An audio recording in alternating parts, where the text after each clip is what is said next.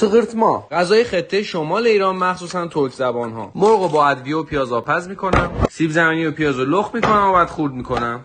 میرسم به بادمجونا. پوست بادمجون رو از دو طرف مقابله هم میکنم. بادمجونا رو نسبتا ضخیم اسلایس میکنم. این یه دونه چی میگه؟ بعد میرن تو آب نمک و 20 دقیقه میمونن. گوجا رو مثل آدم اسلایس میکنم. بادمجونا رو خوب خشک میکنم و سرخشون میکنم. باید پیازداغ درست کنم. وقتی پیازا خشک شدن یکم آب میریزم تا دما بیاد پایین، پیازا آب جذب کنن، نسوزن و همرنگ بشن. بعد یه مقدار رو تو آب حل میکنم، بهش اضافه میکنم و میذارم اینجوری بشه. مرغای آبپز شده رو ریش میکنم. میرسم به مرحله پایانی. چغرت ما رسیپی‌های مختلفی داره که این یکیشونه. تمام مواد رو به همین ترتیب میچینم رو هم. یه مقدار آب مرغ میریزم روش و آخرین مرحله تخم مرغ. ترکیب این مواد با هم یه طعم فوق‌العاده رو میسازه که باورتون نمیشه. درش رو میبندم و میذارم نیم ساعت بپزه و تمام.